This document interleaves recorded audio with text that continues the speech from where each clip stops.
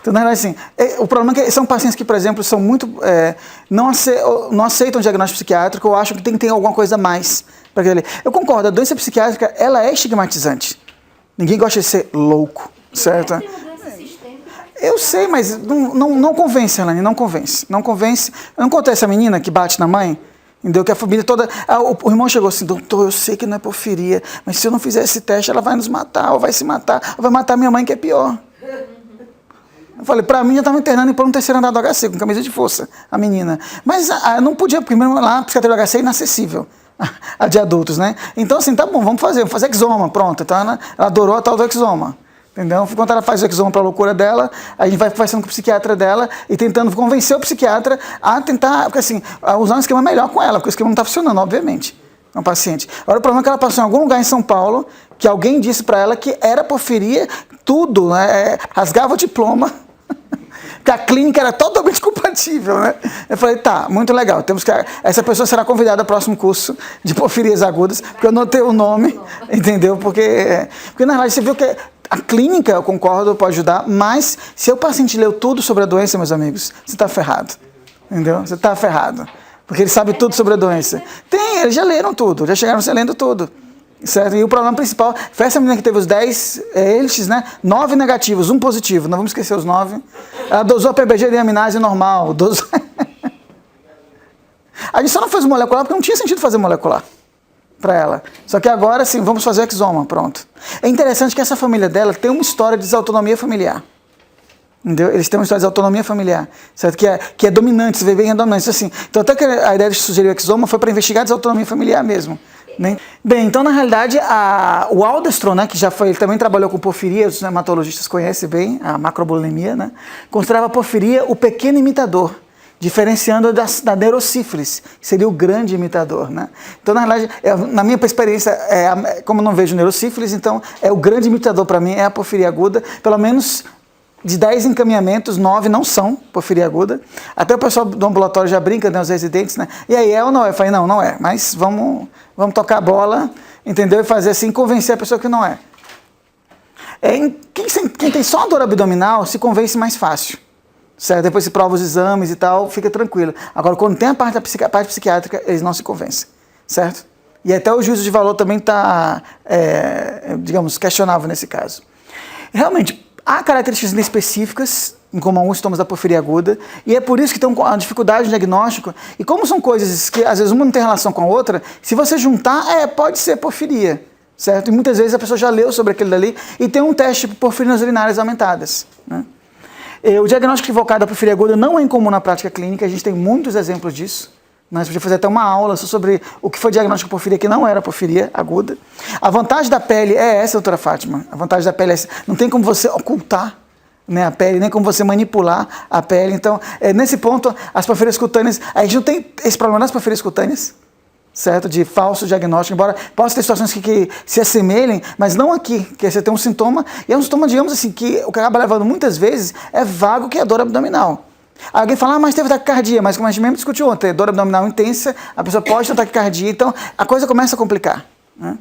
E o diagnóstico, claro, precoce é fundamental, você tem que saber exatamente o que é que ele tem, certo? Não é porfiria, mas o que é que pode ser. Então a ideia seria pegar casos, né, em que eu misturei um pouco casos reais com casos que é da literatura, para a gente poder, digamos, brincar um pouco, né? Então, só para lembrando que não é metabologista, que tudo tem essa questão da via enzimática, né, do substrato virar o produto e da ação da enzima, como vocês viram aqui nas porfirias. O que chama atenção aqui, que talvez o grande problema da porfiria não seja nem a falta do M, nem o substrato que se acumula, melhor, os múltiplos substratos se acumulam e a formação também de produtos alternativos que vão ser neurotóxicos, né? O que explica que, porque a coproporfiria e a variegada estão lá no final, mas se acumula o ALA e o PBG, que estão lá no começo.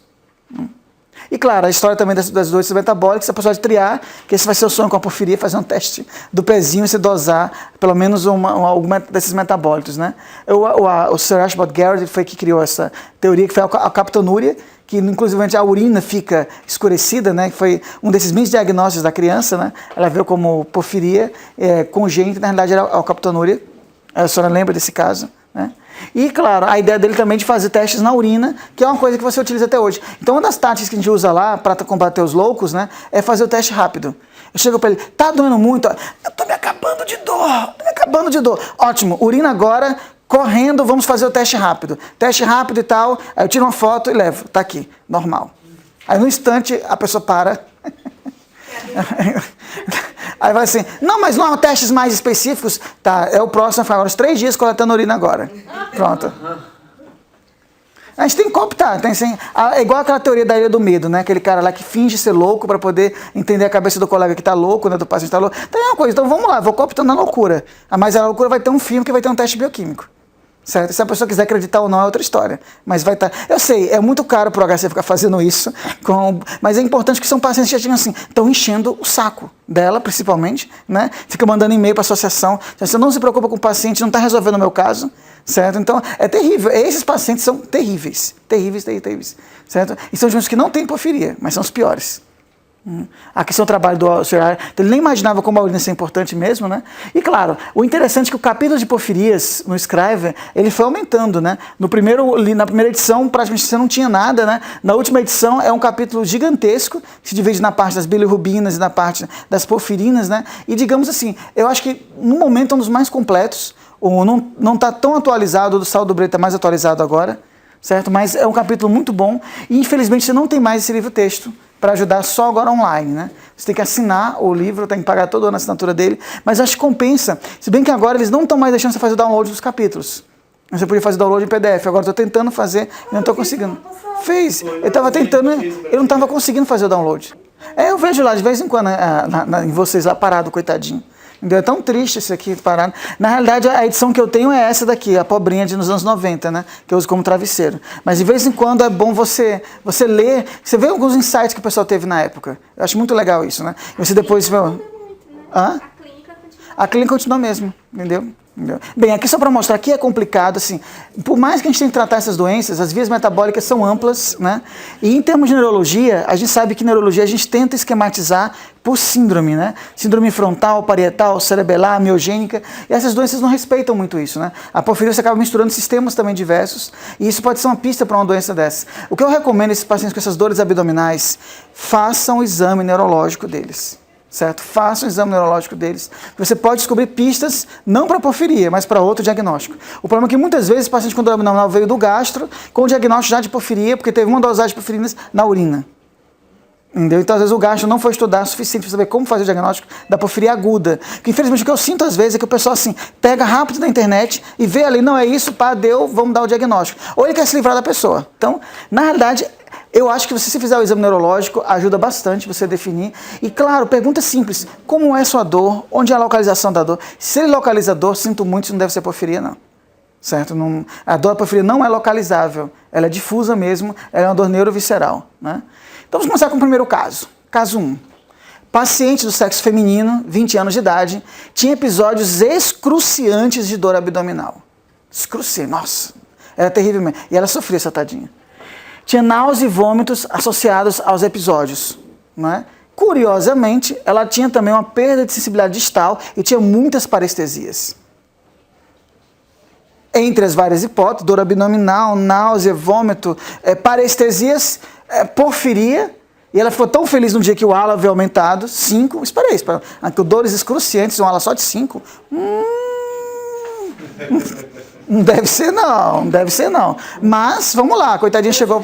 Hã? Tinha alguma coisa nos rins? Não. História na família de insuficiência renal? Não. Mas boa pergunta, entendi seu pensamento. Qual seriam os próximos exames a pedir? Ou você está satisfeito com isso daqui? Esse era o raio-x dela. Tinha uma distensão de alças. A movimentação ocular dela era um pouco... Você tinha uma restrição do olhar.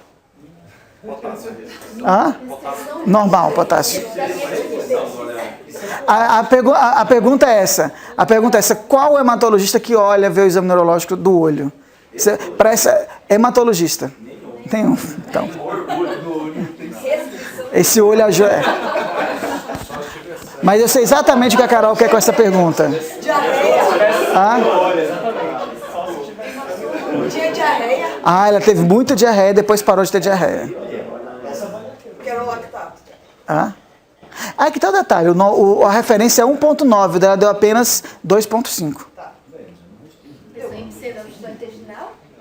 Oi? Sim.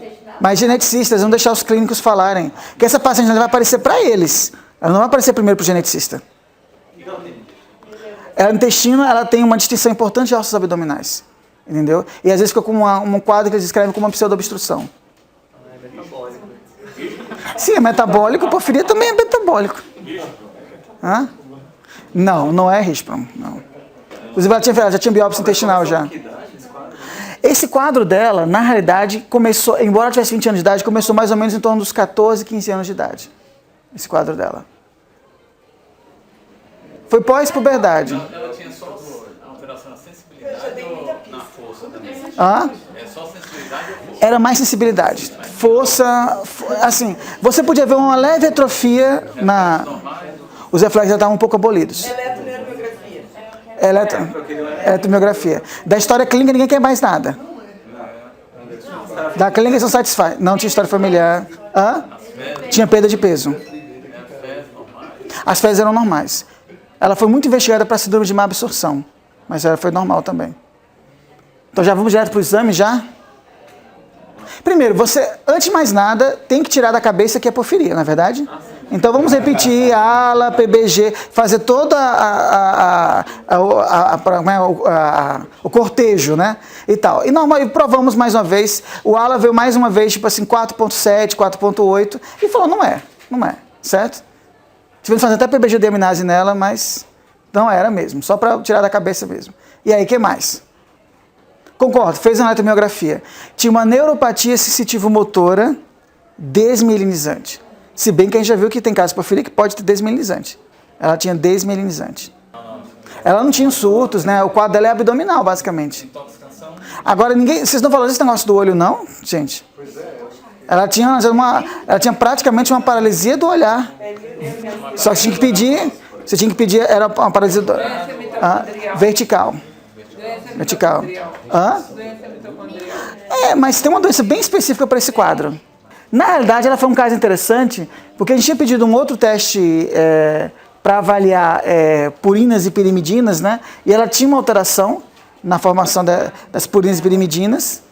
E na ressonância dela, ela tinha uma alteração muito compatível com essa doença aqui, que é Meng, né? Ela tinha uma leucodistrofia na ressonância dela, que é uma encefalomiopatia neurogastriana.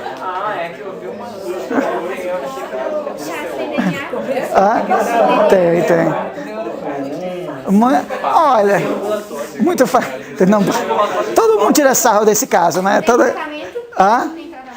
O tratamento, na realidade, é transplante de medula óssea. Entendeu? Chegou para hematologista, pronto. Vai chegar para hematologista. É transplante de medula. Deve ser em criança, na realidade. Entendeu? Não, fazer o transplante ou o sintoma? Na realidade, começa na infância. Sim, mas antes, vocês nem entenderam ainda a questão da questão do diagnóstico da doença, né? Então, na realidade, é que lá em Ribeirão a gente faz a enzima para essa doença. Entendeu? Então, teoricamente, só que é uma enzima muito instável, né? Então, a gente tem que coletar geralmente na hora que o paciente está lá e coleta o meu como controle. Então, algum dia eu vou descobrir que eu tenho alguma coisa e já leva para dosar a enzima. O que eu faço de imagem? Pronto, perfeito. A neuroimagem no adulto, você vai encontrar essa alteração de substância branca, mesmo que ele não tenha nada clinicamente. E, geralmente eles não têm nada de intelectual. O que eles têm às vezes é uma depressão, mas é uma depressão que é difícil você colocar se é pela questão... Porque assim, gente, eles não podem comer. Comer para eles é uma tortura, certo? Eles sentem dores excruciantes, certo? Então o que eles fazem? Eles começam a não comer. E aí chega um ponto que quando você não come durante muito tempo, você também não sente mais fome, certo? Na verdade, se você volta na história, né, ela tinha algumas coisas na infância, mas não era nada assim muito... Só que com o tempo você vai piorando mesmo clinicamente, a doença vai piorando, a neuropatia periférica vai ficando muito forte, mas chega um detalhe, e esses pacientes muitas vezes ficam com o diagnóstico de anorexia nervosa, entendeu? Que é psiquiátrico também, acaba levando isso daí. Por quê? Mas eles não comem porque eles sentem dor, é diferente, né? Eles sentem muita dor mesmo. Certo? São dores cruciantes mesmo. Então, às vezes, assim, come um pouquinho e já se preparam para aquela dor que eles vão ter depois. Então, assim, isso é uma outra coisa clínica aí. Por isso eu falei dos olhos, Guilherme, é o que você falou. Esses pacientes, invariavelmente, eles têm uma oftalmoparesia do olhar conjugado vertical. Se você pede para olhar para cima ou para baixo, espontaneamente, o sacádico mesmo, ele não consegue. Ele limita a... Pena que eu não trouxe o vídeo. Você consegue abrir o vídeo aqui? Ah, não, mas eu tinha que pôr no meu pendrive. Mas amanhã eu mostro um caso para vocês verem. Foi o nosso caso mais recente, que infelizmente morreu antes do transplante de medula óssea. Mas assim, ele tinha irmã também afetada. A irmã estava no hospital psiquiátrico, pela questão da depressão e tratamento. Teve que fazer nutrição parenteral. A parenteral os ajuda, certo? Fazer nutrição parenteral. Mas o grande problema desses pacientes é que o diagnóstico acaba sendo muito tardio. Quando eles são diagnosticados, esses pacientes já estão assim, muito debilitados mesmo. Certo? Já não conseguem mais. E para você fazer o transplante, você tem que dar um MAP neles. Geralmente a gente recorre à parenteral para ajudar esses pacientes. Né? E o que é curioso é que realmente na infância havia sinais, mas você não faz o diagnóstico quando só começa mesmo na vida adulta, quando a perda de peso fica mais intensa e as dores acabam sendo suportáveis para eles. Certo? Então você faz duas coisas aí no exame. Já que não dá para fazer enzima lá, não, que você faz duas coisas. Tem que dosar a enzima, a timidina fosforilase, o nome da enzima. A enzima que a gente dosa. Acho que no Brasil só em Ribeirão que faz a timidina, porque a doutora Cláudia tem interesse. Aí o que tá? Na realidade, essa doença, ela é uma doença recessiva que afeta o pool então que você você leva uma depressão do DNA mitocondrial no músculo. Se fizer uma biópsia do músculo, extrair o DNA do músculo, você vê uma depressão. O problema é que eles não têm queixas musculares, né? As queixas dele, na realidade, eles sentem essa parestesia. Hã? Muito pouco. Na realidade, é uma mitocondropatia que não parece mitocondropatia. Porque, na realidade, o lactato deles é muito pouco elevado, certo? Eles, o CK deles pode se levar mais para a neuropatia periférica, quando eles fazem alguma atividade física mais intensa, né? Mas, na realidade, o diagnóstico, realmente, a suspeita é clínica. Você tem que ver assim. O problema é esse, a enzima é muito volátil. Então, na verdade, a doutora Cláudia não gosta de receber a amostra de fora, a não ser que venha um controle junto. Por quê? Porque a enzima cai muito rápido. Certo? Só que, geralmente, o paciente com Beng, a enzima é 0. É muito, muito baixa. A enzimática é muito, muito baixa. Timidina fosforilase. E qual o racional do transplante de medula óssea, né? Que o pessoal perguntou ali, né? Qual o racional? Essa doença é por intoxicação, que você acumula muito essas purinas e elas acabam sendo neurotóxicas, levando... o que explica também a questão do intestino deles, né? Se pensar bem, é análogo à porfiria mesmo, né? Ou seja, é uma intoxicação e quando você faz o transplante de medula óssea, você limpa isso daí deles, certo? No momento, o pessoal está partindo para fazer reposição enzimática para essa doença, né? Então, eles estão tentando... Já estão na fase 2 aí de reposição enzimática e parece que a reposição enzimática vai ter sucesso. Então, o transplante estão segurando um pouco mais alguns casos. O problema é que tem casos que não dá para segurar mais. O paciente vai morrer. Certo? E é uma doença muito triste mesmo. A Juliana, você viu alguns casos, né? Você chegou a ver lá. Eram todas meninas jovens, né? Esse último caso que a gente teve foi um homem. Você acompanhou. Bem, e aqui você vê, é uma doença interessante, porque é uma doença que afeta o quê? Não, é mitocondrial. É uma doença mitocondrial, ou seja, é uma mutação em um gene. Não, porque na realidade você vai conseguir, digamos assim, desintoxicar, você vai limpar a formação da timidina fosforilase, os metabólicos que se acumulam. Você vai renovar. Esse é o detalhe, até agora os casos que foram transplantados não voltou a acumular novamente. Assim, na realidade, o pessoal não entende muito bem como funciona. Porque por que funciona um transplante, né? É daquelas coisas que se tivesse medicina baseada em evidência, eles não teriam feito transplante em nenhum caso. Porque volta a produzir enzima normal, é isso. Também, então você possa fazer isso. Você vai ter mais células medulares produzindo enzima normal, que você vai dar um balanço para a sua deficiência natural. Sim. Entendeu? Só que precisa de tanta enzima, para poder sobreviver. Já funciona, né? É que esse gene, na realidade, ele é um gene interessante, porque ele é um gene recessivo, né? Você pensa muito em doença mitocondrial como doença que envolve DNA mitocondrial. Esse é o caso que não envolve DNA mitocondrial, esse caso. E aqui é a biópsia intestinal desses pacientes, né? Que você vê, eles têm muita alteração no nível da musculatura lisa. Então isso explica às vezes que eles têm mesmo alterações nos movimentos intestinais também, nessa doença. Isso é bem curiosa. Ela deixava dor nas mãos? Ela sentia parestesia nas mãos, mas é da neuropatia periférica, que de novo melhora com o transplante também, porque você diminui os níveis das purinas no sangue, estão aumentados. Aqui só para mostrar, a biópsia de músculo dos pacientes pode ter alterações inespecíficas, mas pode não ter nenhuma alteração. Então, o tipo de doença mitocondrial que você não precisa fazer biópsia de músculo, nesse caso. Agora, um caso 2. O caso 2 eu acho muito interessante. Não, é porfiria, muita dor abdominal, fraqueza, ele tem crise de fraqueza. O saco de gatos, né? Saco de lobos. Achei o coitado. A primeira coisa que eu vejo no coitado, o que ele tem aí? Uma pitose, entendeu? Que cadeira de rodas, né? Mas não, foi depois de uma crise, porque fala lá que enfraqueceu as pernas, tá atrofiado, entendeu? E ele tinha uma eletromiografia mesmo, com alteração, mas nunca mais confia em eletromiografia de fora, né? Mas, gente, eu vi a pitose. Eu fiquei revoltado que em nenhum momento o colega que fez encaminhamento de 5 linhas, ele colocou que o paciente tinha pitose. Entendeu? Não precisa fazer um grande exame neurológico para ver a pitose dele, né? Tá assim, na sua cara, entendeu? Assim, tá na cara a pitose. Ah, isso não é importante? Não, é muito importante, entendeu? E aí o detalhe é que começa a coletar a história. Ele é professor de história no Rio, né? E aí ele, curiosamente, ele chegou a nós, porque a outra paciente do Rio que realmente tem porfiria, ele chegou com esse diagnóstico, não sei onde eles se encontraram, em algum lugar de reabilitação. Ela falou, não, doutor Charles vai te ajudar, não sei o quê. Esse é o caso do encaminhamento mal do paciente, né? E ele depois entra em contato no site da Brabo, que manda o e-mail, tá, faz os contatos todos e acaba aparecendo lá, né? Depois fez os exames, a gente abriu a ficha e tal, ele mandou alguns exames e eu falei, entendeu assim? Ele tinha porfirinas urinárias positivas, nem ala, que eu já fico de cabelo. Rose fica de cabelo em pé. Ah, não tem ala, não tem PBG? Sei não. A Rose é a minha primeira triagem, né? Ela fala assim, é melhor dosar ala e PBG. Ela já fala pelo telefone, ó, dose e me mande. E aí depois a gente discute, certo? Mas ele acabou não dosando e não fazendo. Mas aí quando ele chega, né, ele estava nesses momentos que ele tinha essa crise episódica, né, que ele parava, ele não conseguia caminhar, tinha muita dor abdominal também, vômitos também associados, né? Ele desenvolveu isso daí. Curiosamente, ele estava com alteração renal também.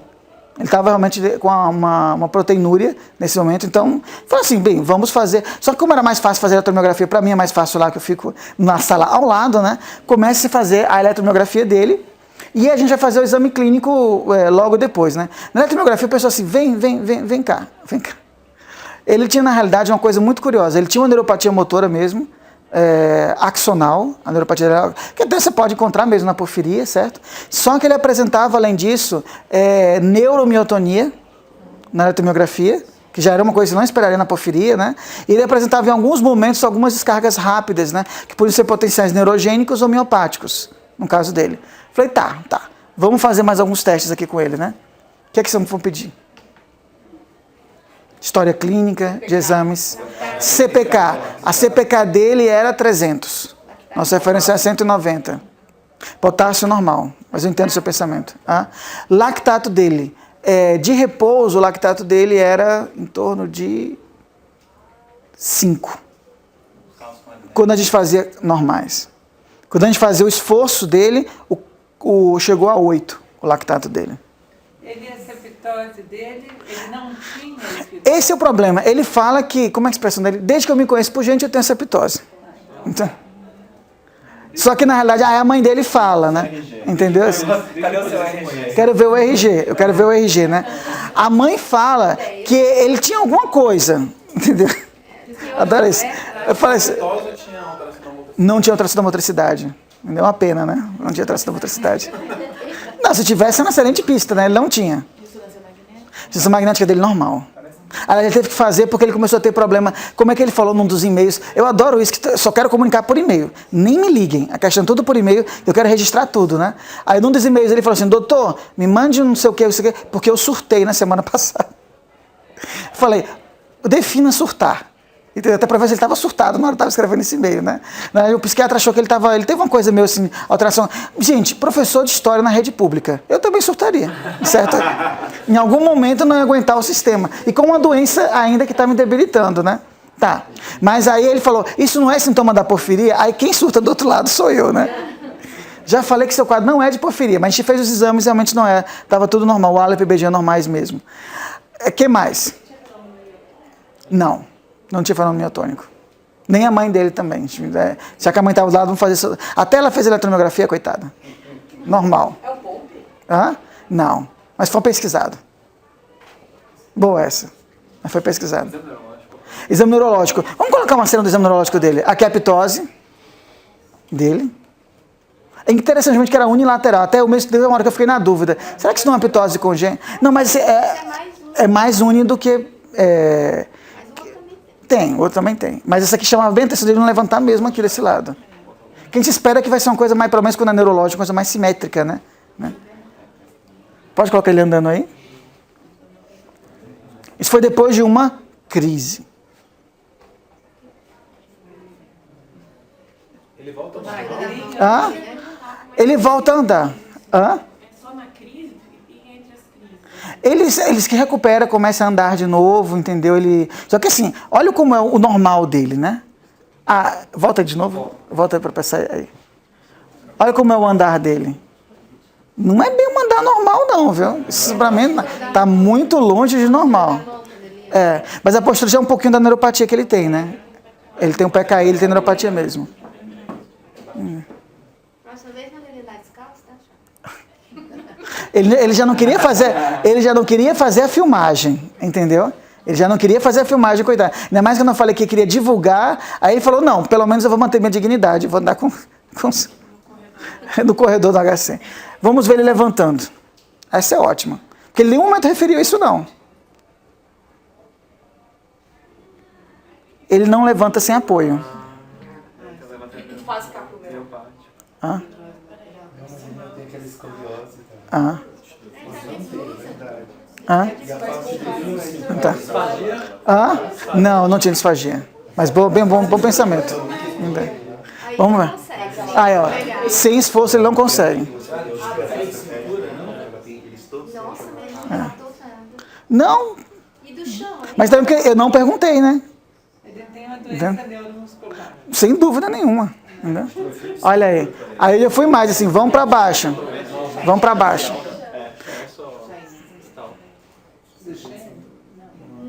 Mas você pecar de 300 para Duchenne tá muito estranho. Desferrina também não. Sim, gente. E a proteinúria? E a proteinúria? E a dor abdominal? Você fez proteinúria. É só proteinúria isolada? Ele tem biópsia renal? Não, nesse momento eu não tinha biópsia renal. Doença mitocondrial.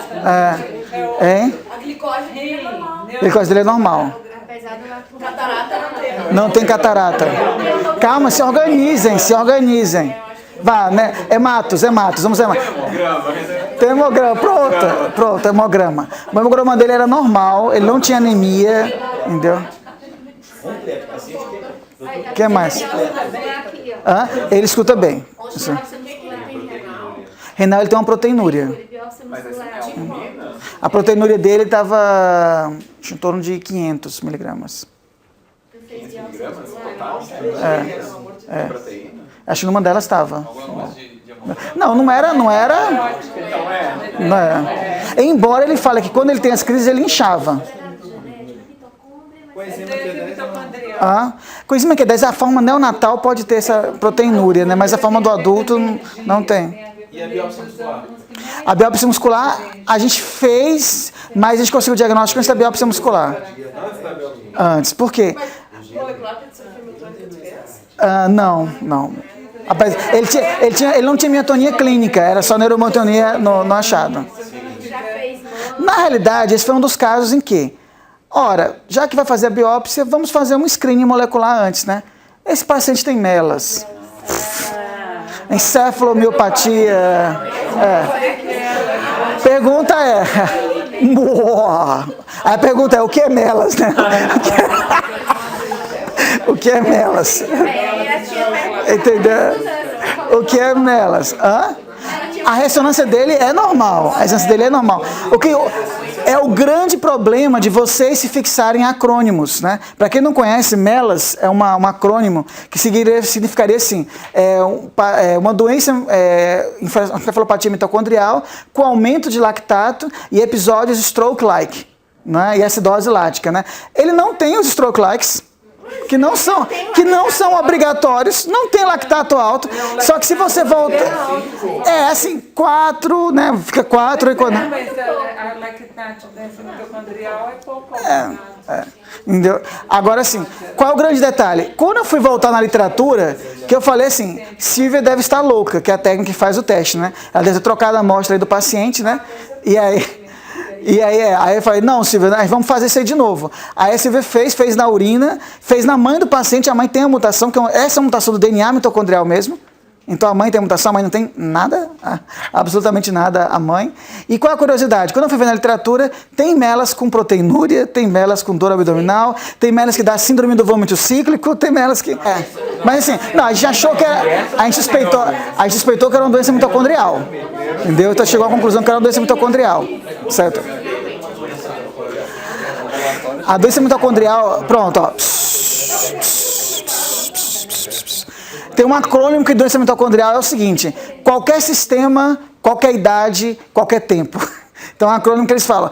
Ou como diz algum, mitocondrial pode ser tudo, a espinhela caída até... O que é um grande problema. Mas, por exemplo, quais eram as dicas? A pitose era uma dica, nesse caso, certo? Mas vamos falar um caso que não tivesse pitose, né? Existe uma entidade mitocondrial chamada síndrome dos vômitos cíclicos ou da dor abdominal cíclica, né? Existe isso daí e é uma das causas dessa entidade, que eu chamo isso porque para mim não me convenceu ainda, mas uma das causas dessa entidade é realmente mutação do DNA mitocondrial. Curiosamente, essa doença ela pode evoluir com sintomas musculares com o tempo, né? Então, na realidade, o que acontece é que o que o paciente encara como uma crise, na realidade, não é bem uma crise, é uma exacerbação de uma fraqueza basal que ele já tem. Só que ele não tinha sido examinado, essa fraqueza não tinha sido documentada adequadamente, isso daí dele. Mas aí, esse foi um período... E nesse dia, ele estava ótimo, segundo ele. Nunca esteve tão bem, naquele dia que eu fiz a filmagem. E da primeira vez que ele veio, ele não saiu da cadeira de rodas. O que prova que a doença mitocondrial pode também ser cíclica. Você pode ter período de exacerbação e período de piora de sintomas também, né? Agora, o que chama... Você viu que o stroke life naquele dia que ele estava na cadeira de roda? Mas a ressonância foi normal. Tudo bem que o stroke pode ter regredido, pode. Mas na verdade, a crise dele não era uma alteração central, né? Era a fraqueza mesmo que ele sentia. Certo? Então, assim, talvez um dia mais estressante, ele está mais cansado, alguma coisa puxava o sistema. Não, eu concordo, mas assim, o grande problema nosso é que nós estamos pensando muito no melas típico, Lógico. certo? É o que a gente é ensinado. Mas assim, depois que fui ver... A moça lá que mandou ele lá para Ribeirão falar com o Charles tinha ou não tinha razão? Não entendeu? Ainda... E a menina, Se aí não a fosse menina, lá, ele achava morreu, a menina do meio. a menina do Meng, ela fez transplante e morreu. como é que trata dele? Trata melas, pronto. Melas, na realidade, a gente tenta usar... O que a gente usou com ele, que ele disse que... Como é que ele falou? Eu adoro que esse professor de história é muito engraçado, né? Que foi como o divisor de águas no deserto para ele, lá do Moisés lá. Ele falou que foi o quê? Coenzima Q10. Eu entrei sem ter o diagnóstico de melas. Achava que era mitocondrial, mas não tinha diagnóstico. Vamos dar alguma coisa para ele não ficar, que ele queria um remédio de qualquer jeito. Já que não era a hematina, né? Que me deu, que ele queria hematina, o negócio era hematina. Então, entrou. Com coenzima Q10, o cara voltou a fazer as atividades, não é? Voltou a dar aula. Qual dose? 400 miligramas 3 vezes ao dia. Entendeu? Só que o que está detalhe, assim... Na realidade, assim, coenzima Q10 a gente reserva para as formas por deficiência de coenzima Q10. Mas há casos de melas que respondem. Se for na literatura, há casos de melas que respondem. Entendeu? Na porfiria. A coenzima Q10 é antioxidante, então talvez tenha. Talvez tenha. É um antioxidante. Então, se vão mais falhar. Só que assim, na realidade a gente está tentando agora combinar com a arginina também para eles, né? Porque eles têm um problema também no metabolismo da arginina, esses pacientes. Melas. Você pode trabalhar com RNAT, metabolismo, você vai estar, todos os órgãos vão estar... Então assim, esse... Então você tem que procurar, nesse paciente, você tem que fazer um eletrocardiograma. Exatamente. Tem uma mitocondriopatia que dá olhar a limite da audição, relógio. comendo, olhar tudo quanto é órgão. Que é síndrome de Pearson. Você não sabe quais os órgãos que vão estar que vão estar Mas assim, uma coisa que ajudaria, por exemplo, a questão do lactato, embora seja muito inespecífico, nesses pacientes com essas dores abdominais recorrentes, tentem fazer isso daí, mas acho que mais uma vez, gente, examinar, eu sei que não é a alçada do hematologista ou do clínico geral, mas um mínimo de examinológico tem que fazer na hora. Mas tem que ser o lactato sem garrotear também. Sem garrotear, lactato correto mesmo. Entendeu? Tem que sem garrotear o lactato, certo? Dosar uma CPK nesses pacientes sempre é bom também. Nesses pacientes com dores abdominais, que você pode tentar puxar um desses casos assim, certo? Mas o que era mais interessante era ele tinha uma queixa prévia de sintomas que não foi valorizada corretamente. Se fixaram demais na dor abdominal. Você tem o terror da dor abdominal, certo? Mas existe mesmo essa entidade mitocondrial. Não é só que assim, a gente teve sorte, porque foi essa mutação do MELAS que a gente faz lá. Mas existe uma outra mutação que é até mais frequentemente associada com a síndrome dos vômitos cíclicos, que tem náusea, dor abdominal e tudo mais, que a gente não faz lá em Ribeirão.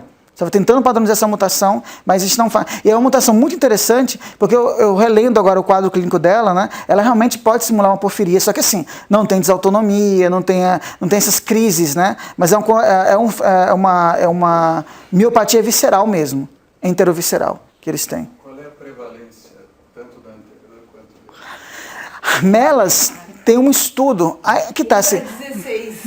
Exatamente. Quem carrega a mutação DNA mitocondrial chega a 1 para 16.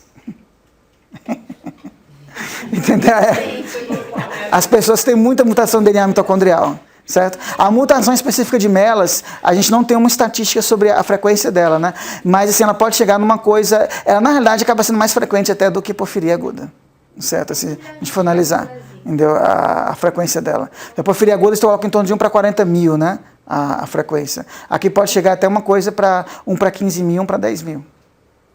Certo? E se você analisar só a mutação mesmo de DNA mitocondrial, tem estudos que mostram para chegar a 1 para 16. Então, alguém aqui nessa sala tem mutação de DNA mitocondrial e não sabe. Certo? Agora, se você não conta... Tá bem, né? Agora, eu adoro essa cena aqui dessa família, né? Uma família que tem um blog na internet, né? Essa senhora que, obviamente, não fazia contracepção, ela teve toda essa escada de filhos, literalmente, uma escada de filhos, né? É na Irlanda, né? Estou muito católico o povo, né? Então vamos lá, vamos fazer crescer e multiplicar. Só que com a mutação de DNA mitocondrial você não faria isso, porque as mutações de DNA mitocondrial, qual é o nosso problema? Elas podem, o risco de herança, lembrar, a Maria Angélica não comentou isso, porque não tem porfiria por mutação de DNA mitocondrial, né? Mas DNA mitocondrial você pode ter 100% de recorrência, em todos, porque a mitocôndria vem da mãe. A do pai é eliminada no processo de seleção lá, né? Então o que eu acho engraçado é porque, assim, todas as criancinhas tinham uma combinação de sintomas na mutação de MELAS, né? Mas, por exemplo, uma coisa que MELAS dá muito é diabetes com surdez. Então eu até brinco com vocês, tem um diabético que fala assim, hã? Uma vez... Chamou o paciente mais de uma vez e faz o diagnóstico. Mas geralmente é um diabetes que começa precocemente, né? Entendeu? Você pode ter apoptose palpebral, a surdez, a cardiomiopatia, disfunção tubular renal, né? Convulsões podem estar associadas também, não é? E uma coisa que eu acho engraçado, tá bom, crianças? Entendeu? Um dos fenótipos da doença mitocondrial é esse rapazinho. Você não viu que ele dissocia um pouco aqui do resto da família? Não, mas olha o cabelo dele. Entendeu? Não. É todo curly o cabelo dele, né?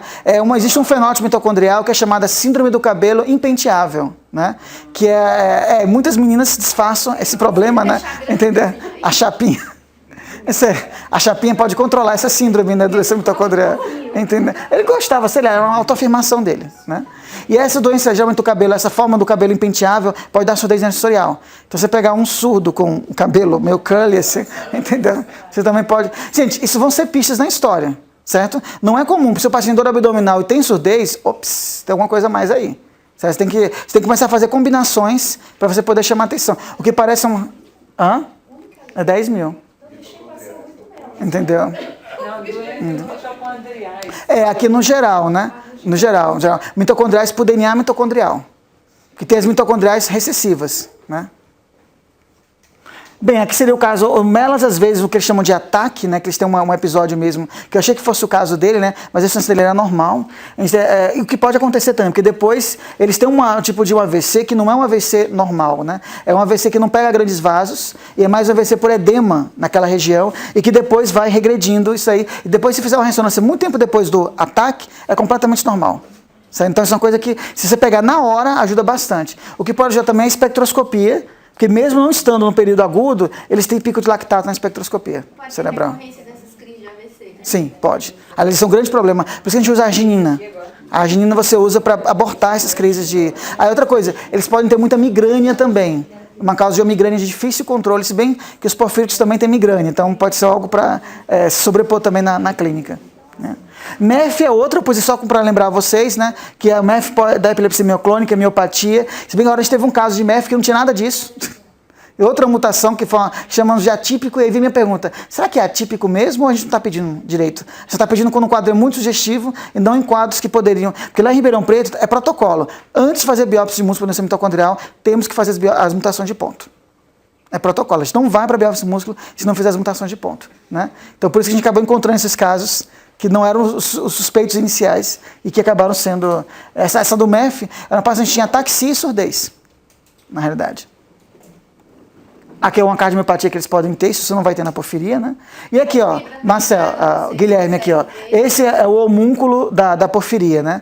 Você pode ter alteração do trato intestinal, obstrução, vômito, diarreia crônica, pode ter hepatopatia, pode ter Fanconi renal, pode ter diabetes, pode ter alterações reprodutivas com amenorreia, menopausa precoce. É, mitocondrial. É o homúnculo... desculpa. O homúnculo da doença mitocondrial. Entendeu? Não, o homúnculo da doença mitocondrial. Eles podem ter... Não tem? Hã? Mas faz escrever o que não tem. Isso é verdade. Entendeu? Vocês podem ver as fibras rasgarem HM? Não, você tem que fazer coloração para proliferação mitocondrial mesmo. E aqui, cramps, dá muita cãibra, certo? Que alguns pacientes porfírias se queixam também de cãibras, né? Mas eu estou falando isso, gente, porque você tem que abrir o leque de possibilidades. Aquela pessoa está lá... insistindo com a porfiria, e quando você vê, você investigou doença mitocondrial, o quê? Entendeu? Então, se tem uma coisa, você tem que chamar atenção para isso daí também. Né? Sintomas neurológicos podem estar presentes ou não, né? Pode ter ataxia, alterações psiquiátricas podem estar presentes também na porfiria. A questão séria de genes que você está... É difícil investigar isso daí. Né? E essa expressão com a doença mitocondrial, nem sempre você vai conseguir fazer a mutação de ponto e encontrar a resposta. Mas vai investigar anos e anos a fio e não vai ter resposta nenhuma. Mas pelo menos você sabe que mais ou menos se enquadra naquilo, né? Aqui é o contrário da porfiria. Enquanto na porfiria eu posso fazer teste bioquímico e dizer não é, aqui não. Aqui pode ser durante um bom tempo, não é verdade? E aí é difícil, né? Aí é complicado. Você trocou apenas de doença, mas a pessoa fica histérica do mesmo jeito. Agora, às vezes, você consegue resolver logo. Isso é o doutor? O doutor. Entendeu? E aqui é uma tentativa de fazer o algoritmo, mas foge do nosso escopo. A mensagem com essa daqui era, existe doença mitocondrial, pode simular porfiria, mas bioquimicamente é diferente, então você consegue excluir, mas tem que entrar no seu diferencial isso daí. Tem alguns cofatores que podem auxiliar, porque são antioxidantes, certo? A coenzima Q10 para nós é uma das que melhor tem resposta, mas particularmente é mais indicada para a forma com deficiência primária da coenzima Q10, mas tem vitamina C, vitamina B2, L-carnitina. Né? Caso 2, não será caso 3, né? Paciente de sexo feminino, 27 anos de idade, episódio de dor abdominal, por vezes acompanhado de vômitos e náuseas, alterações comportamentais em forma de surtos. Ela tinha surtos, né? Perdia assim, ficava meio... Ela tinha uma fadiga constante com perda de peso, E ela apresentava porfirinas aumentadas na urina, adoro isso. Não, só para brincar com vocês. O exame físico dela. Ela realmente estava emagrecida, né? Ela tinha... neurologicamente, ela não tinha alteração no exame físico, certo? Não tinha ataxia, não tinha... Os reflexos estavam normais dela. Ela sentia que às vezes doía quando você palpava, mas era uma coisa inespecífica. O que mais? Palidez, era difícil dizer, entendeu? Nessa foto em particular, menos ainda. Icterícia? Icterícia não, nunca teve. Uma boa pergunta. Nunca teve icterícia. Nem colúria? Nem colúria. Esses surtos duram quanto tempo? Esses surtos comportamentais, em torno de 2, 3 dias. Não tem fator desencadeante? Não que ela refira, mas dá... Mensal. Não é mensal. Não é mensal. Você podia pensar até numa coisa ligada ao ciclo menstrual. Se bem que na realidade não tinha. Exame oftalmológico. Normal. Wilson. O Wilson é uma boa. Normal. Na realidade, essa dor abdominal dela, ela refere que tem mais ou menos desde os 18, 17 anos de idade. Entendeu? E ela está bem emagrecida mesmo, assim, ela perdeu bastante peso. Não. Nada que a gente vai identificar como trigger da história. Diarreia, ela tinha... Assim, objetivamente não tinha. Quando você faz o exame neurológico bem feito, ela não tinha. Ela falava que se sentia cansada. Só que assim, tem um ambulatório dos cansados a Ribeirão Preto, né? Que são que é o ambulatório das intolerâncias à atividade física. Eu falei que até um dia eu vou entrar lá, não. Tinha associação com a alimentação? Sim e não, né? Parecia que tinha associação com alguns alimentos mesmo, que ela consumia. Charles, mas tinha alteração muscular, ou fraqueza, ou hipotonia? No exame físico, não. Não. Não. Ela que se sentia cansada, sem vontade de fazer as coisas. Mas esse povo com intolerância à atividade física é assim, né? Hã? Hipertireoidismo. Foi escolhido também. Foi uma das primeiras coisas que eu pensei. Ela não tinha exame de TSH, né? Mas foi normal. Hã? Fã, negativo também. Acabei assim, eu queria encaminhar para o reumatologista, mas ele ia me devolver na hora, né? Celíaca. Hã? Nossa. Entendeu? Oh, calma, ainda não. Hã? Aquilo ali não é intestino. O que é aquilo ali? A biópsia ali é de quê? Hã? O que é aquilo? O quê? Não, mas não era celíaca, mas assim, foi o que a gente imaginou na hora, entendeu? A gente coletou os exames, entendeu, dele. Tem quadro neurológico. Pode. Então assim, a gente estava certo disso. A gente estava certo disso daí dela, né? E a gente, inclusive, chegou a fazer a biópsia intestinal dela, mas não deu. Mas eu concordo, assim, celíaco era uma excelente hipótese para ela. Dosavam amônia quando ela tinha surto? Não dosávamos amônia quando ela tinha surto. O quê? Além intestino. Entendeu? Não, a gente dosa chumbo lá no HC. A gente acabou dosando os aminoácidos, só que a gente dosou na época só no plasma. Que era normal.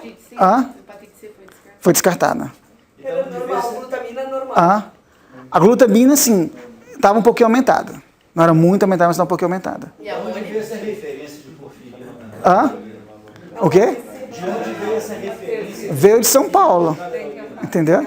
Ela tinha porfirinas totais aumentadas, mas naquela faixa que a doutora Fátima fala, 300. Que está aumentado em relação ao valor de referência, né? Só que não é o valor que você encontra. Primeiramente, esse exame não é para porfiria aguda. Então, você nem usa isso aqui para porfiria aguda, você joga fora a porfiria aguda, isso daí. Certo? Mas, mesmo assim, vamos supor, se não fosse lá uma cutânea, mas que ela não tem sistema nenhum cutâneo. Tem mais algum detalhe aqui que está escapando a nós. E tem a ver com a alimentação. O que ela comia que piorava? Boa pergunta. Ninguém fez essa pergunta. O que ela comia que piorava? Não é? Não, essa pergunta tinha a ver com a alimentação. Eu falei sim e não. Com alguns alimentos. Entendeu? Insistir na pergunta. E aí qual o detalhe? Ela é uma pessoa que, digamos assim, aboliu a carne da sua alimentação. Que ela disse que era uma pessoa mais natural, que ela pensava no boi sendo marretado lá, entendeu? Assim, eu sempre desconfio dos vegetarianos. Assim, vegetariano para mim é uma pessoa que você tem que pensar. Exatamente, né? O boizinho, coitado, que tem um negócio. Poderia ser um OTC, a gente até imaginou que pudesse ser um OTC. Mas havia o problema da dor abdominal, que era muito intensa. Tinha. Ela tinha essa dor abdominal. Aí, pancreatite investigamos, normal também. Intolerância à proteína lisinúrica, né? A intolerância à proteína lisinúrica, ou LPI, né, é uma doença muito curiosa, porque é uma doença em que você tem episódios recorrentes de vômito e dor abdominal, né? Esses episódios, em geral, eles são episódios em que você pode ter uma alteração comportamental por conta do aumento da amônia, e geralmente é um aumento da amônia pós-prandial. Então, a amônia de jejum é normal. Então, se fizer amônia de jejum, pode ser normal. Você tem que fazer o paciente comer e dosar a amônia de novo. Claro, ele pode evoluir com encefalopatia depois disso daí. Você tem que ser rico em proteínas, né? E eles começam a ter uma aversão a alimentos ricos em proteína. Certo? Então, assim, aquela que a gente fala, eu vejo carne, eu quero vomitar, pensando na vaquinha sendo pá na cabeça, né? Na realidade, não era isso, não. Ela bioquimicamente ela não suportava ver aquilo. Aquilo fazia mal, literalmente mesmo. Ela começa aquela dieta rica em proteínas, ela tem um problema. Só que isso chega um fator que se perde na história. Por quê? Porque, na realidade, ela já faz ela tenta tanto retirar da dieta isso daí, que você acaba perdendo se não for investigar. Uma coisa que ajuda é que na medula deles, A medula deles tem alteração na medula, eles desenvolvem um tipo de reação que lembra aquela reação hemofagocítica, de superativação, né? Síndrome hemofagocítica. É bem curioso, né? Eles desenvolvem isso daí. E no pulmão eles começam a ter infiltrados pulmonares. Eles não têm queixa disso, mas eles podem ter infiltrados pulmonares também. Mesmo ativação macrofágica que ocorre na medula pode ocorrer nos pulmões. Nos pulmões. Entendeu?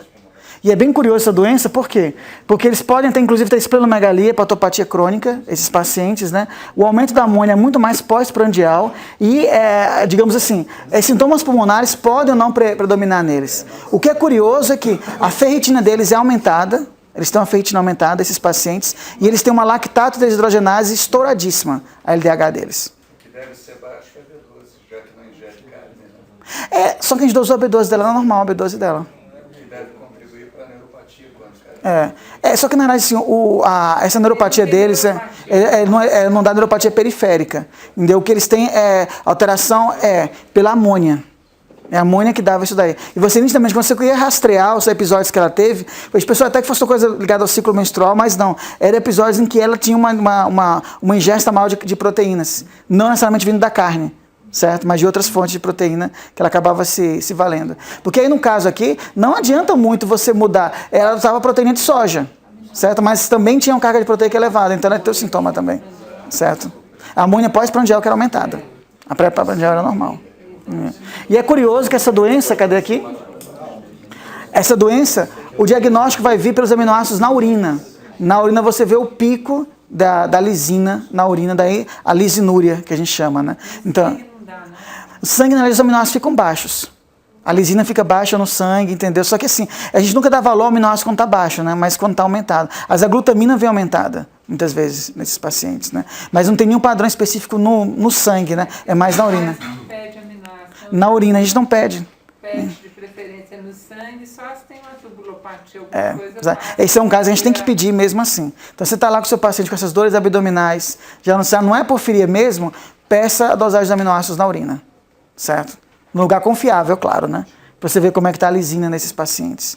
O tratamento aqui, realmente, você acaba mesmo restringindo proteínas. Tratamento desses pacientes. E, claro, cuidando que eles desenvolvem osteoporose e outros problemas também metabólicos, né? Ela já estava se autotratando. Ela estava se autotratando, exatamente. Só que aí surgiu porfiria na vida dela, né?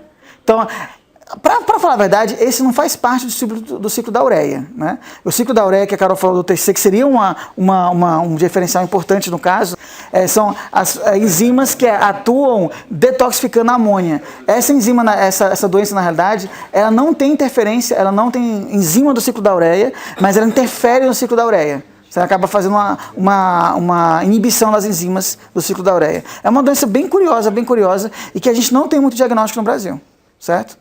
Caso 4, sexo masculino, 37 anos de idade, episódios recorrentes de dor abdominal, dores no corpo com exacerbação nos períodos de dor abdominal. Então, sentia muita dor, tingling, né, na ponta dos dedos também. A mãe com sintomas similares que melhoraram com o tempo.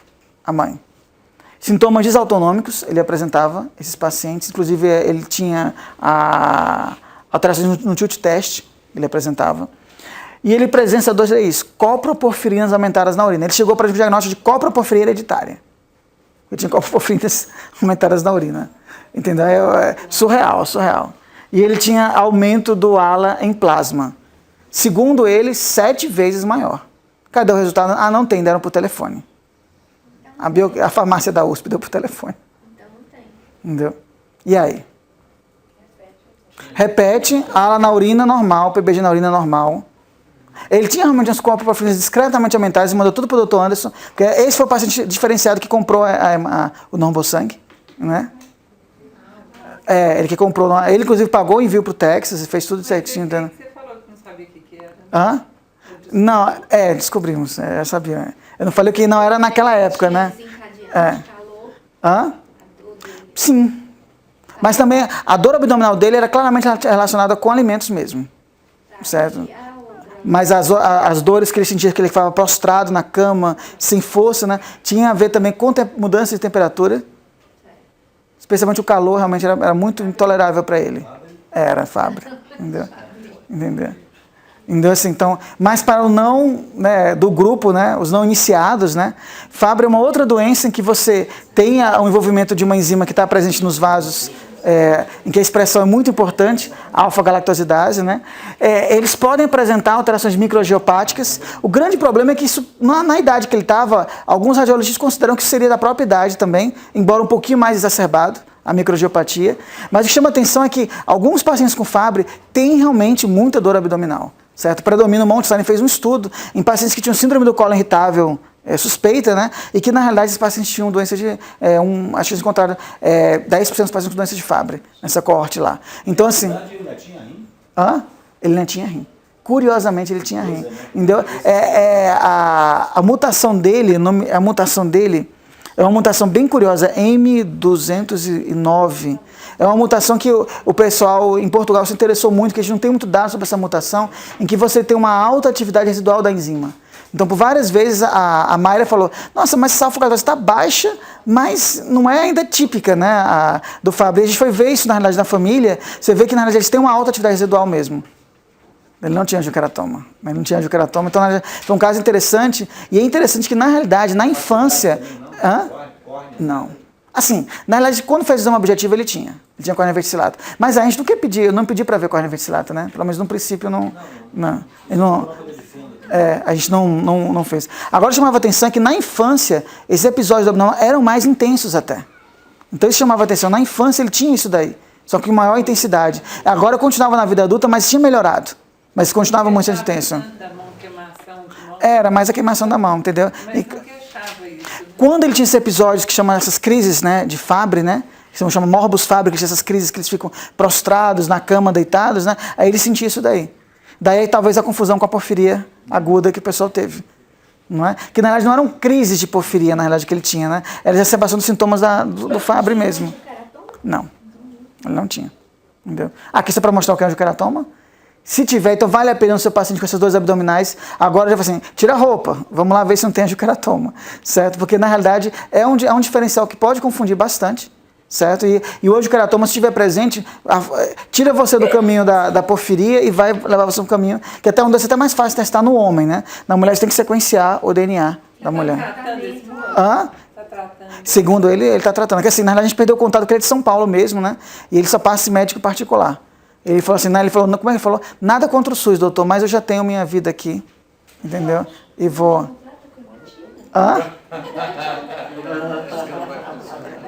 Aí o pessoal na época assim falou assim, poxa, por que você não ofereceu primeiro ele comprar a enzima recombinante, entendeu? Para poder usar. Então assim, pelo que ele me falou acho, no último, ele me manda e-mails assim esporadicamente, entendeu? Só para saber se tem Ele ficou muito interessado em usar a chaperona oral, que inclusive a mutação dele é responsiva à chaperona, né? Então ele queria saber, só que assim, eu falei que para aquele trial que a gente estava fazendo a fase 3 lá em Ribeirão Preto, você tinha que ser virgem de tratamento, ele já estava usando a enzima, então não dava para colocar naquele, mas tinha um outro que ele poderia entrar, só que ele poderia ser randomizado tanto para a enzima quanto para a chaperona, aí ele não se interessou. Queria só se fosse para cair mesmo no braço da chaperona, né? Então assim, o que você pode ter? Lesão renal, ele realmente tinha uma proteinúria, certo? Mas que, digamos, não estava... a gente caminhou para o nefro também a acompanhar. A córnea verticillata dele estava presente, mas a gente... Tiramos alguns pacientes com Fabry, você consegue até ver um pouco de opacidade corneana dele. Ele não tinha mesmo, só no exame de lâmpada de fenda objetivo ele encontrou, e ele tinha uma cardiomiopatia. Leve, uma hipertrofia de ventrículo esquerdo leve, mas ele apresentava. Certo? Então assim, mas é um caso para provar, gente, que a gente tem que ampliar o diagnóstico diferencial, porque essa é uma doença tratável. Aliás, todas que a gente falou até agora eram tratáveis, né? Tudo bem que a mitocondrial você não pode... E o Mengs tem que fazer transplante de medula óssea, né? Então não eram tão tratáveis assim. E a questão da dor do Fabry é uma dor complicada de tratar. E eles são outros pacientes que acabam dependentes de opioides também. Então daí a confusão às vezes com a dependência de opioides. E é uma dor que na verdade você não consegue tratar apenas usando gabapentina ou pregabalina. Você tem que combinar analgesia central com periférica. Só que na realidade, assim, na nossa experiência, a carbamazepina, nesses pacientes, quando eles têm dor, a dor é insuportável. Então, quando está na crise, você pode saber o que você quiser. Não, anestesia geral. Não, só que, por exemplo, tem pacientes que têm uma dor residual, inclusive a gente está com uma mulher de São Paulo, né, que, assim, a dor dela é intratável, a dor dela. Agora, curiosamente, ela tem níveis de lyase de GB3 muito elevados, entendeu? Muito elevados. E ela tem uma mutação que destrói praticamente a proteína dela. Então, assim... ajudou com aquele paciente, né? Assim, a gente tenta pregabalina como uma coisa, tentar logo tirar o carro forte, né? Mas tem paciente que não responde também pregabalina. Entendeu? Aí você tem entendeu? E você pode. E é interessante que, embora o pessoal não divulgue muito isso, 50% a 70% dos pacientes com Fabry têm sintomas gastrointestinais. Ou seja, não é uma coisa rara no paciente com Fabry. É que quem trabalha com Fabry não pergunta muito isso se ele não fala. Né? Agora, eu fico pensando para o sentido inverso. E quando ele vem por esse sintoma aqui? Né? Que aí ele não vai vir primeiro para você. Exatamente. Mas o que chama atenção... dor abdominal, náusea, vômitos, né? Agora, muitos pacientes relatam ritmo intestinal alternado, diarreia e constipação. Você pode encontrar em alguns casos de porfiria. Eu entendo porque possa ter a confusão. Mas, de novo, você tem um teste bioquímico para porfiria, certo? O que você não pode é como algumas pessoas afirmaram. Não, mas a clínica é total. Sim, gente, mas isso não é um diagnóstico vai dar pela clínica, certo? E Fabry pode dar desautonomia também. Giardia também, certo? E aí, que eles avaliaram os sintomas abdominais, a presença deles, né, ao longo da vida, né? Eles vão avaliar, ou seja, muito comum realmente na infância, certo? Mas você pode ter sintomas persistentes na idade adulta nesses pacientes. Né? E aqui de novo para mostrar a questão da diarreia, a frequência, né? Em crianças, né? Você tem uma frequência maior, dor abdominal também, mas você pode encontrar em adultos, certo? Esse foi o artigo que eles fizeram lá o pessoal do Desnik, né, que eles avaliaram os pacientes com síndrome do colo irritável para pesquisar Fabry, porque é uma das linhas de pesquisa dele, né, e ele acabou expandindo para fazer uma revisão sobre sintomas gastrointestinais no Fabry. Então você encontra náusea, encontra vômito, constipação. Não é? Então a cornivite já falamos também que esse sinal aqui é uma coisa simples, se você quiser fazer um screen, sei lá, não sei o que ele tem, dor abdominal, pede a cornivite cilata, então. Se cair, se encontrar, lembrando que nas mulheres você pode não ter a cornivite cilata, é uma doença ligada ao X, mas nos homens você vai ter isso daí. É que na realidade assim, a gente tenta matar dois coelhos. A gente pede o teste para o Wilson também, que você tem que usar a lâmpada de fenda. Então você pede o Wilson e pede cornivite. Só que você tem que falar assim, eu quero que você procure o Kaiser Flash e cornivite cilata, luz e lâmpada de fenda. E a gente faz um bilhete carinhoso assim, eu ponho um coração, para você procurar. Né? Caso 5, paciente do sexo feminino, 11 anos de idade, crise de dor abdominal recorrentes. Tinha vômitos e náuseas comuns no período de crise. Então, era comum ela ter esses sintomas de vômito e náusea e esses dores abdominais recorrentes. Os episódios eram muito similares à apendicite. Aí alguém fala, teve um paciente mesmo com porfiria que já fez laparotomia, não sei o que. Beleza. Aqui já sabe que não é porfiria, né? E também ela tem sintomas confundidores com apendicite. Em alguns momentos ela tinha febre nesses episódios. Uma elevação de temperatura quando ele apresentava. E ela tinha na pele essas alterações cutâneas, a doutora Fátima, chamadas erisipela-like. Essas alterações. Alteração crônica, é isso? Melhorava, remetia, às vezes piorava. Entendeu? Ascendência italiana. E teve um PBG positivo em uma ocasião, adoro isso. Um PBG positivo e virou porfiria aguda. Entendeu?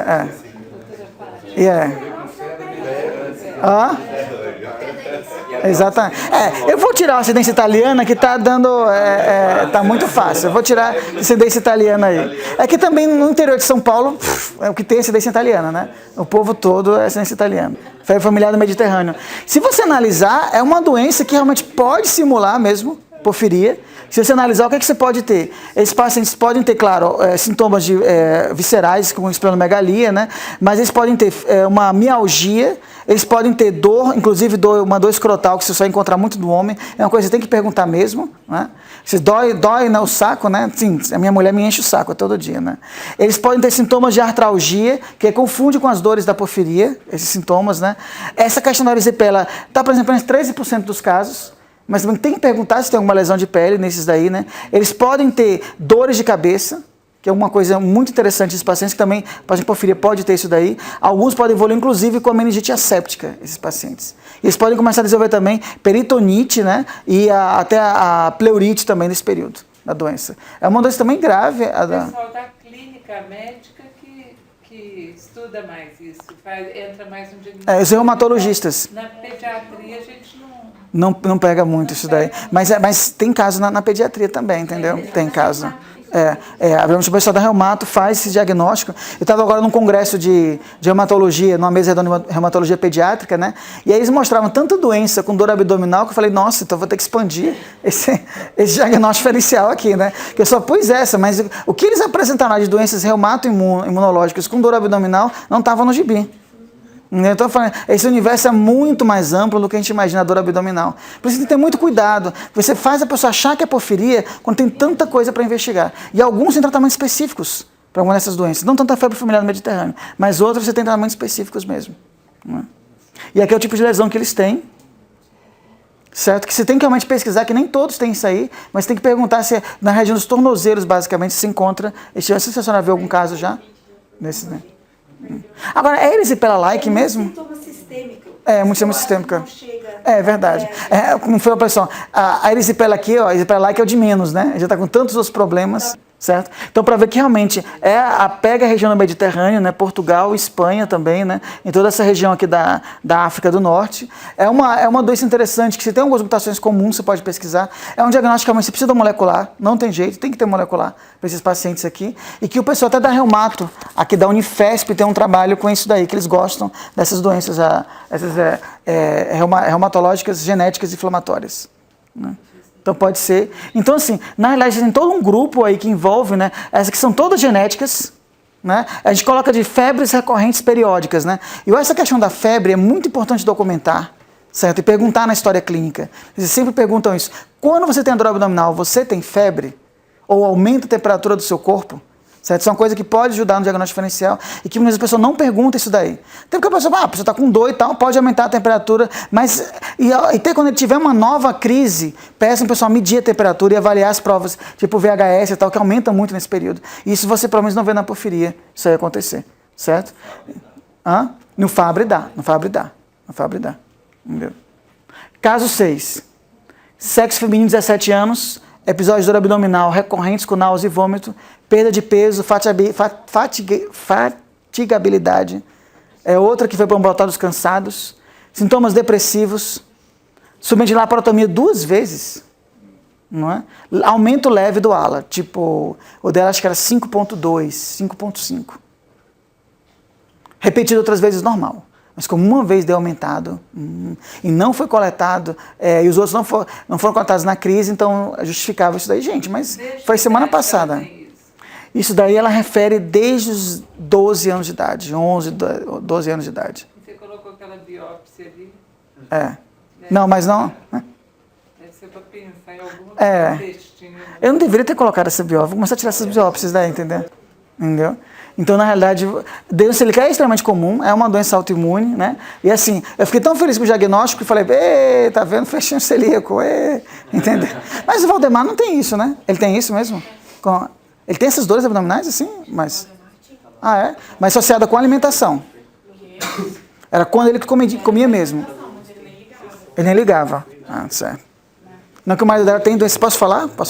O marido da Juliana tem doença celíaca, né? Então, assim, eu gosto de perguntar para outro, né, o celíaco desses sintomas. E por incrível que pareça, o pessoal não pensa nessa possibilidade. Eu não sei se o pessoal pensa no garotinho com barrigão e sem bunda, né? Que é a imagem do celíaco assim, né? Então, mas é verdade, tem gente assim, eu fico impressionado dos gastos não pedirem isso daí. Certo? Porque era um sintoma basicamente intestinal que ela tinha. Mas como é que ele falou? Ela tem depressão. Como falam os áudios, né? Então, assim, tem depressão, o mundo todo tem depressão, certo? Então, na verdade, mas não sintoma psiquiátrico da porfiria, tá vendo qual é o grande problema que a gente tem, certo? Esses são os problemas que a gente começa a ter com a doença. E aqui está a biópsia, né? Isso já é um caso da literatura, mostrando. E você tem, claro, a reação inflamatória e tal, a gente não precisa entrar na fisiopatologia, né? Só que olha que interessante, ó, estudos aqui recentes, diarreia, 45 a 85%, fatigabilidade, 78 a 80%, borborismos. Uma coisa que eu sempre pergunto ao paciente, você sente, né, os gases, né? Dor abdominal, 34 a 64%, os pacientes. Perda de peso, 45%, distensão abdominal, 33%, flatulência, 28%. Incomuns ou raros, né? Eles podem ter vômitos, podem ter anemia, por deficiência de ferro, né? Disfunção neurológica pode ser encontrada em alguns pacientes, constipação, náusea. Então, assim, infelizmente, é uma fenocópia também. Então, você tem que pensar nessa possibilidade e não fazer só os anticorpos. Eu não sei se os anticorpos do Valdemar eram alterados. Ah, são todos positivos. É. Mas às vezes tem que fazer a biópsia intestinal mesmo.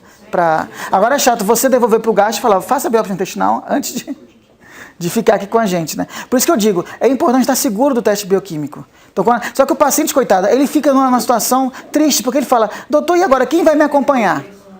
Porque ele viu na experiência da porfiria que ia ter um médico para acompanhar a porfiria dele. E não é porfiria, e você fala, não, tem que procurar um gastro que te examine.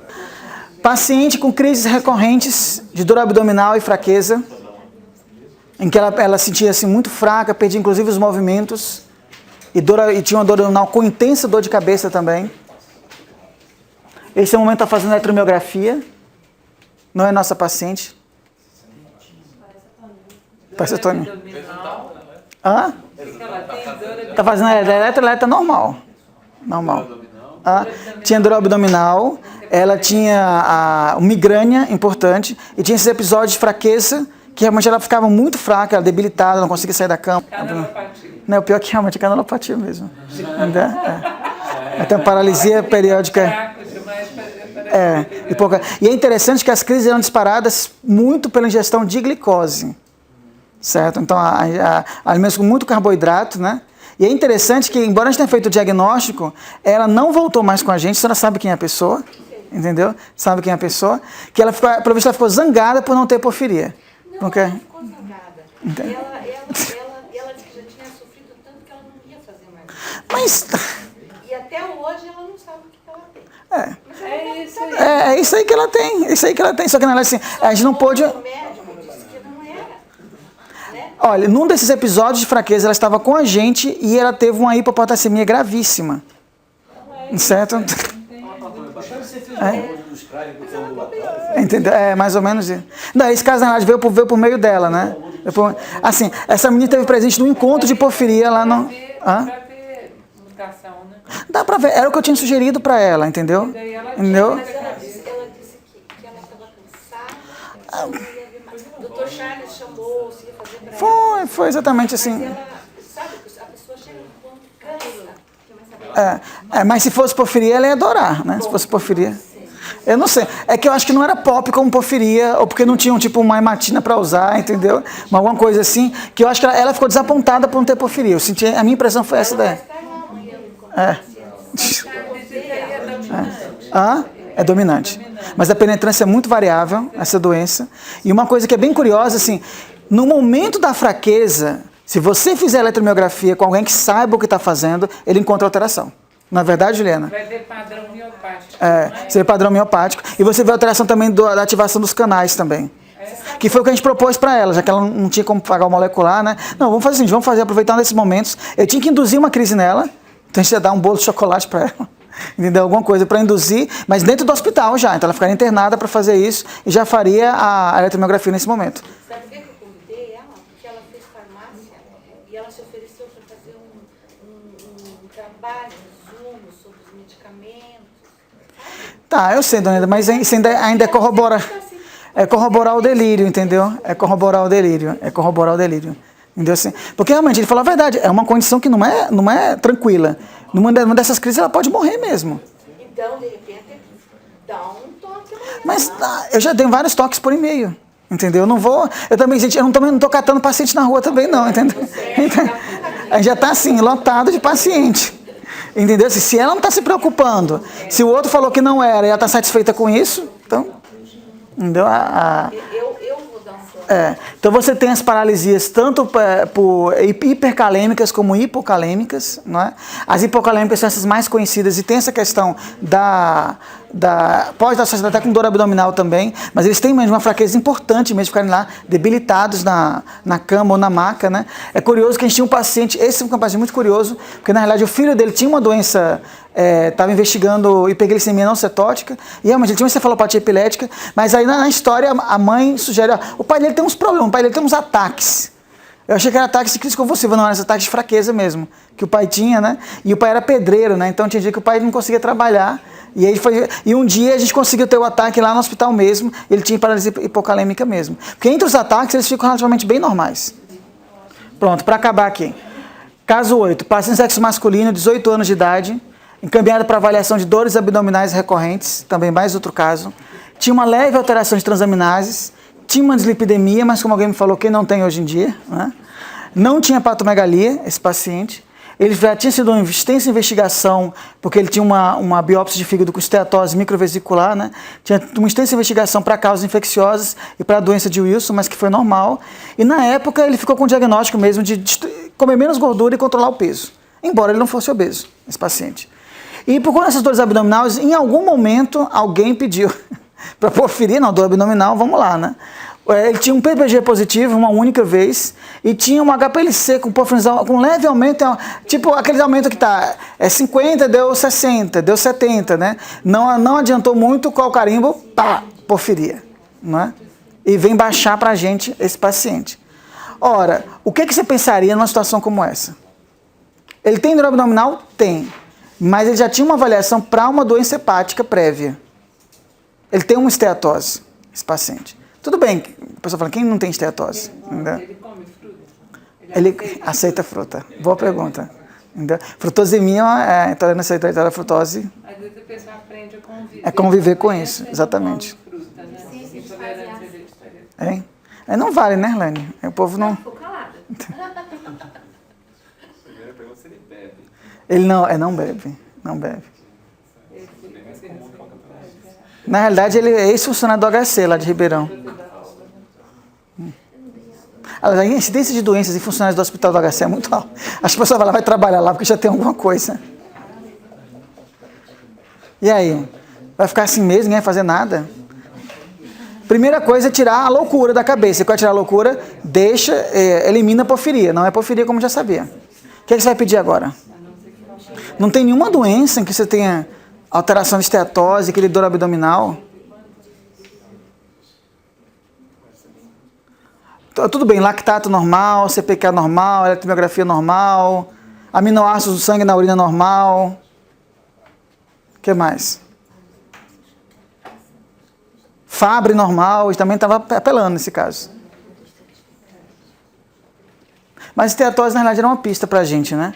Ele, na realidade, acabou numa dessas biópsias, um desses episódios que ele tinha dor abdominal, né? Ele fez uma laparotomia e aí tinha uma observação do cirurgião que ninguém deu bola para essa observação, estava lá perdida, né? Fígado de aspecto incomum, alaranjado. Alaranjado. Alaranjado. Não é o fígado dele, mas era dessa cor. Nesse ponto você tem que fazer o diagnóstico. Fígado alaranjado. Fígado da protoporfiria não é alaranjado, não é? Ô Guilherme, não é alaranjado o fígado da protoporfiria, então... Só que assim, ficou lá perdido isso daí. Ele comia muita cenoura? Não. Mas também essa é uma pista boa demais. Não tem pista para vocês, não. Certo? Hoje em dia vocês estão fazendo... vocês não estão mais fazendo laparotomia, vocês não mais ver esse fígado alaranjado. Então, mas essa era a pista que deveria ter feito o diagnóstico. Deficiência de lipase ácida lisossomal. Né? Eu até ia pedir, mas eu não... A dor abdominal não é uma parte do quadro. Na realidade é. Se a gente for pegar aqui, ó, a dor abdominal está presente, não é um número muito grande, mas 10% se queixa de dor abdominal crônica. Mas é mais em adulto isso aí. É mais em adulto. Isso aqui é em adulto. Estou falando em adulto, mas são esses pacientes que estão vindo para a gente, adulto, né? Então, esses pacientes, inclusive, podem ter vômito, diarreia, alguns podem estar com dificuldade de ganho de peso, inclusive, né? Alguns podem ter até sintomas doença biliar mesmo, 4% dos casos. Então, é curioso isso daí. Então, eu até fui rever a literatura e alguns têm essa dor abdominal deles, pode ser até uma dor biliar, que eles podem apresentar, né? Então, tem vários casos de litise biliar nesses pacientes com deficiência de lipase ácida lisossomal, mas esses casos daqui dos 10% não estão juntos com os casos da doença biliar. Se você somar os dois, vai dar 14%. Então, assim, não é um número tão desprezível para ver. E ele tinha grande pista, né? Que, na realidade, essa doença ela é conhecida como deficiência, acúmulos extras de colesterol, não é deficiência de lipase ácida lisossomal, em que eles têm esteatose hepática, mas podem evoluir com fibrose e até com falência hepática. Esse funcionário do HC agora está na fila do transplante. E aí, na realidade, assim, é uma doença curiosa, porque é uma doença em que eles podem ter uma esteatose e não são obesos. Podem até ser obesos, não vamos descartar os gordos da situação. Mas eles são geralmente magros, ou pelo menos não têm um IMC muito elevado, e você encontra essa esteatose nesses pacientes, e muitas vezes eles estão com um caso de NASH. Esteatohepatite não alcoólica, certo? E que, infelizmente, vão progredindo, porque é um componente inflamatório nessa doença. Inclusive, alguns podem ter até ativação de interleucinas, né? Tem casos, inclusive, na infância, Erlândia, já que você está falando de criança aí, casos na infância, em que a criança começa com um quadro que parece reumatológico, com fraqueza, astenia, certo? Então, é uma coisa interessante. Essa questão da dor abdominal mesmo, eu não sabia da doença. Foi depois que a gente foi rever a literatura que tinha caso descrito, que não era tão incomum ter isso daí. Alguns podem ter esplenomegalia, mas o mais comum é ter hepatomegalia, mas que também não é obrigatória. E alguns podem ter um padrão de dislipidemia tipo 2. Então, os endócrinos que trabalham com dislipidemia, por exemplo, têm que levar essa doença em consideração. Especialmente que o HDL deles é baixo. Tem outras doenças que têm HDL baixo também, mas essa combinação, estetose microvesicular, micro e macro, nunca vai ser só macrovesicular. Estetose ou micro e macro, só microvesicular, com a combinação com a dislipidemia do tipo 2, nunca vai ser igual essas hipercolestemias familiares, com níveis muito elevados, né? Geralmente vai ficar na faixa, o colesterol na faixa dos 200, 300, mas é bom lembrar uma coisa, pode ser, cadê aqui? Pode ser normal, certo? E esse fígado fica daquele jeito? Fica alaranjado, fica. Os extras de colesterol. Eles deixam o fígado alaranjado. Bem curioso, né? Aí uma vez, tem gente que faz as perguntas que são bem curiosas, né? Aí uma vez, eu não sei porque eu estava nessa, sei que tinha um paciente na sala, né? Não sei o que ele estava fazendo na sala, aquele paciente. Ele perguntou: doutor, quando eu vou no mercado e vejo aquele fígado gordo, laranja lá do boi, é porque ele tem essa doença? Ele me deixou pensando depois, né? Se poderia ser ou não o caso. O fígado de uma pessoa com esteatose alcoólica, por exemplo? Não fica dessa cor. Não fica dessa cor. Até o momento, olha que eu saí pesquisando se tinha algum outro fígado alaranjado, da lipase ácida lisossomal. Entendeu? Então a dica é assim. Todo mundo que faz biópsia vê esse fígado alaranjado. É macro, você tem que ver o fígado. Entendeu? Você tem que ver o fígado por fora mesmo. Só o pedacinho que sai Não dá. Ô, Charles, tem uma outra doença também do colesterol que tem a amígdala. Amígdala, é Tangier. Curiosamente, Tangier e lipase ácida são duas doenças que afetam o transporte reverso do colesterol. Entendeu? Então você pode... Tem HDL baixo. Tem HDL baixo também. Na verdade, eu já fiz até uma aula só de HDLs baixos. Só de síndromes com HDLs baixos, entendeu? Que já é um outro grupo de doenças. Mas aí já vem por outro viés, né? Eu queria pegar o viés da dor abdominal aqui nesse caso. Eu até perguntei lá em Brasília da questão da dor biliar, né? Então, é uma enzima, hoje em dia tem uma vantagem. Dá para dosar a enzima em papel filtro. Você fazer papel filtro, fazer exclusão também da doença por isso. Entendeu? E você tem essa variabilidade de fenótipos, né? Desde as formas graves na infância até as formas mais do adulto, que seriam, digamos assim, mais leves, né? Que podem ter sintomas mais inespecíficos nesses pacientes. Entendeu? Então, aqui, eu até faço uma brincadeira com o pessoal, comparando a doença de Wilson com a lipase ácida, né? Mostrando que, na realidade, as duas doenças têm incidência similar, mas o pessoal não pensa em Wilson, pensa sempre em Wilson e não lembra que existe uma doença que pode ter os mesmos sintomas da doença de Wilson, certo? Que é a lipase ácida. Vômitos, entendeu? Exatamente. Mas assim, se o HDL estiver muito baixo, ou relativamente baixo nesses pacientes, certo? E é uma esteatose em que o paciente é não alcoólica e o paciente não tem um MC tão importante assim, eu acho que tem que pedir essa doença.